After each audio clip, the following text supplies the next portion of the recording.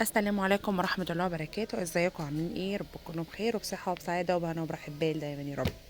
واللي لسه ما اشتركش في قناة يوميات ميمي ينزل يشترك ويعمل لي سبسكرايب ولايك وشير علشان يوصل له كل جديد. النهارده جايه لكم بحاجة اختراع مفاجأة للرجال وللستات وللبنات وللشباب ولكل حاجة. يلا نشوف ايه المفاجأة اللي انا جايبها لكم. اسمعوا بقى، الكلام ده كويس جدا، هيغير نفسيتكم 180، لا 180 ايه، 360 درجة.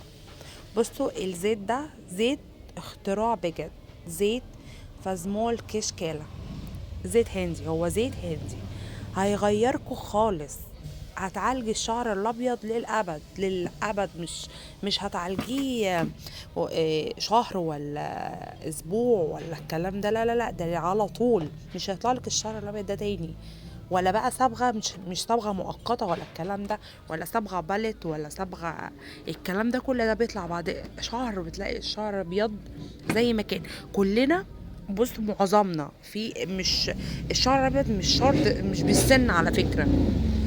الشعر الابيض بيطلع في نص الشعر او قدام كده، بيبقى ممكن مثلا النفسيه من كتر الصبغه اللي انت كنت بتعمليها، نفسيه مش كويسه كده، بتلاقي شباب صغيره وبنات صغيره عندهم الشعر الابيض ده في شعرهم. مش شرط ان هو حد كبير يبقى عنده. انا بيطلع لي الشعر الابيض ده فجبت الزيت ده لازم، عشان مش عايزه موضوع الصبغه ده احطه على شعري، عشان مش بحب الصبغات والكلام ده. فانا يعني مره اللي عملت صبغه بلت كده ورجعت الاسود تاني، عشان انا حاسه ان الاسود احلى واشيك. يعني انا شعري طبيعته اسود، فمش حابه ان انا استخدم صبغات واكسجين كتير في شعري، تمام. فجبت في الزيت ده بقى، بصوا حاجه كده واو بجد. مش فترة مؤقتة ولا يوم ولا شهر، لو راجل او ست او بنت او شاب اي حاجة، مش الشعر الابيض ده مش هيطلع تاني خالص. بجد اختراع، وفي زيوت مغذية جدا يعني، كمان في كل حاجة مغذية. زيت كش كالا فازمول بيعالج الشعر الابيض، وهنقول بقى وداعا للشيب وداعا للشعر الابيض بجد يعني. وهيبقى شعرك اسود اسود اسود وبيلمع اسود جامد قوي زي شعر الهنود، وبيلمع كمان. والزيت ده خالي من الامونيا وخالي من اي حاجه فيها اكسجين، ما فيهوش امونيا، ومن الاكسجين وطبيعي وبخلاصه الاعشاب وبروتين اللوز. يعني بروتين اللوز ده كمان هو اللي بيلمع الشعر، بيدي كثافه للشعر، تمام. مفيش غير اللون الاسود فيه، مفيش بقى بني وفي الوان، هو اللون الاسود بيديكي شعرك يرجع يبقى لونه اسود، واسود قوي كمان، مش اسود بس، مش اسود مثلا مجير اسود مغير شويه، لا لا لا، اسود غامق. الصبغه دي بصوا، هو زيت فيه صبغه، بس الصبغه اللي فيه بدون امونيا واللي هو البيروكسيد، اللي هو البروكسيد والاكسجين والكلام ده، وبيعمل عمليه اكسده في الشعر. بيخلي بقى الشعر ما فيهوش ضرر خالص. بيخلي شعرك ده ناعم ناعم، بيبقى اكنه فيه كرياتين، اكنك عامله كرياتين. وبيفرد وبيوقف التساقط بتاع الشعر، وبيفرد التكسير اللي بيبقى في الشعر. في شعر بيبقى مكسر او مجعد او هايش او مقصف، كل ده بيعالجه الزيت فازمول ده. الزيت ده بيستخدم على الشعر لمدة، بصوا من 4 ل5 ساعات. انت بتلبسي حضرتك الجوانتي بتاعك، وبعد كده عشان هو بيغير لون الجلد. وخلي بالك يجي على دماغك من قدام، عشان بيقعد مدة طويلة على بال ما بيطلعش بسهولة. انتي بتلبسي الجوانتي وبعد كده بتحطي على شعرك يكون نضيف خالص وخالي من اي زيوت، تغسليه وبيخليه ينشف خالص. وبعد كده بتحطي الزيت ده بقى، بتعملي خصلة شوية شوية، زي اكنك بتعملي صبغة، بتعملي شوية شوية بفرشة الصبغة او بفرشة اسنان عندك، اي حاجة اعمليها عندك، وتعملي وتفردي وتعملي وتفردي على كل شوية. بتجيبي شوية شوية تقسمي شعرك، وتجيبي شوية شوية وتعمليهم، تمام. بعد كده بتسيبي شعرك بقى، بتلفيه مثلا بالبونيه، او بتسيبيه يتهوى زي ما انت عايزه. انا بصراحه سبته كده ما حطيتش عليه بونيه. من 4 ل5 6 ساعات يعني، حسب لو عاوز شعرك اسود غامق قوي قوي، بتحطيه 4 5 ساعات 6 ساعات، مش اكتر من كده. لو عاوزاه اسود اكتر ما انا بقولك، كمان تعملي تاني يوم نفس الموضوع اللي انا بقولك عليه ده.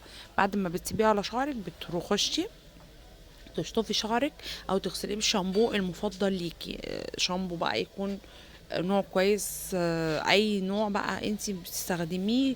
بتروحي حاطه بغسله شعرك شويه، وبعد كده خلاص بقى انت كده تاني يوم لو عاوزه تكرري نفس العمليه بتكرريها، عايزه تكرريها الاسبوع اللي بعده بتكرريها، عايزه خلاص حسيتي ان شعرك كده خلاص تمام.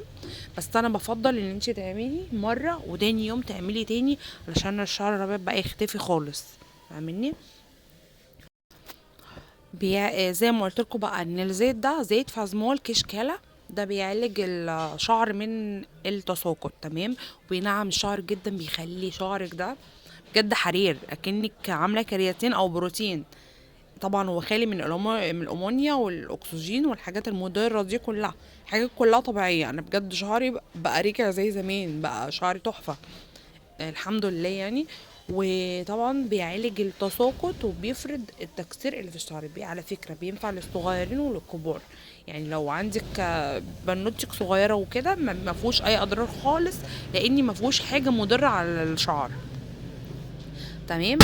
بجد مش هتندمي ان انت جبتيه، بجد والله مش هتندمي خالص ان انت جبتيه. انا مامتي واختي عايزين اصلا كمان يعملوا منه، بس يعني انا بجد اكتر حاجه جبتها ما ندمتش ان انا جبتها خالص، لان قلت لازم افيدكم بالفيديو ده، لان معظمنا فينا الشعر الابيض ده بقى ما اعرفش فيه ايه. بشوف بنات صغيره شعرهم مبيض من جوه، وانتي بقى لما تعملي شعرك تمليه كله كله عشان الشعر الابيض ده ما يطلعش تاني.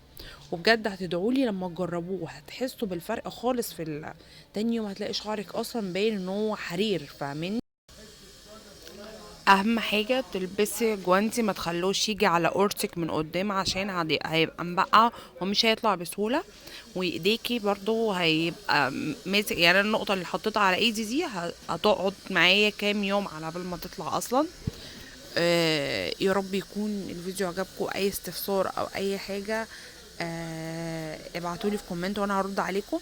بصوا هو الزيت ده بيختلف من مكان لمكان، ممكن تلاقوه في مكان، ممكن لو صيدليه كبيره تلاقوا فيها الزيت ده مثلا في حدود 150 140 120 ممكن كده.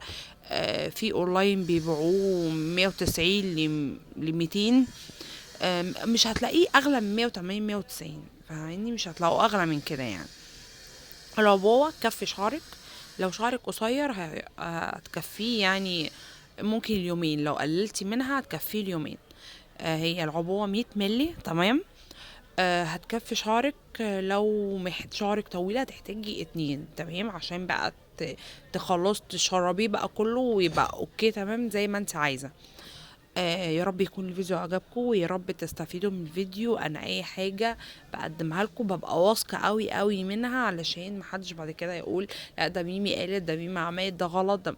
انا متأكدة من الحاجة دي جدا، وان شاء الله تكونوا استفدتوا من الفيديو. واللي لسه بقى ما اشتركش في القناة ينزل يشترك ويعمل سبسكرايب ولايك وشير علشان يوصل له كل جديد. والسلام عليكم ورحمة الله وبركاته.